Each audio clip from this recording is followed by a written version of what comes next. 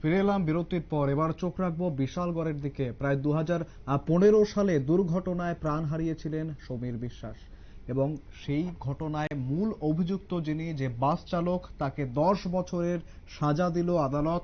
সেই ঘটনায় আমরা আজ শুনবো।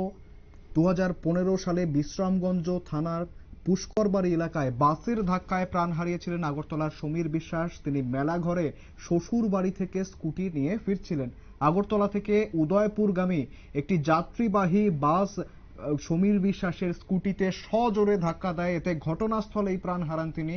পরবর্তী সময়ে বিশ্রামগঞ্জ থানার পুলিশ গাড়ি চালক জীবন কৃষ্ণ দেবনাথের বিরুদ্ধে মামলা নিয়ে গ্রেপ্তার করেন তাকে। সোমবার বিশালগড় আদালতের বিচারক মাননীয় দেবাশিস কর এই মামলার অভিযুক্ত বাস চালক জীবন কৃষ্ণ দেবনাথকে ভারতীয় দণ্ডবিধির 304 ধারায় 10 বছরের কারাদণ্ডের আদেশ দেন। সঙ্গে সঙ্গে 50,000 টাকার জরিমানা তারও আদেশ দিয়েছেন বিচারক।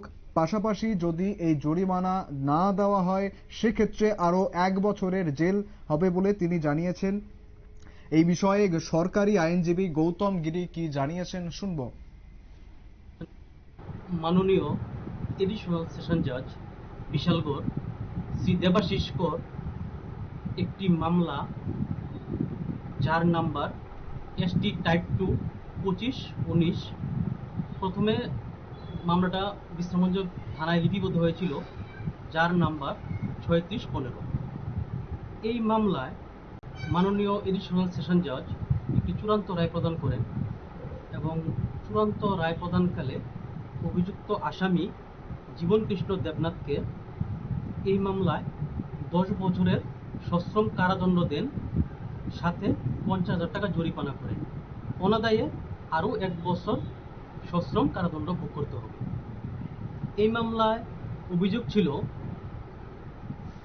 গত 22/6/2015 একজন সমীর বিশ্বাস, সন অফ শচীন্দ্র বিশ্বাস অফ ইস্ট প্রতাপগড় আগরতলা, উনি ওনার স্কুটি নিয়ে ওনার শ্বশুরবাড়ি স্থিত মেলাগড়ে থেকে আগরতলার উদ্দেশ্যে রওনা হয়।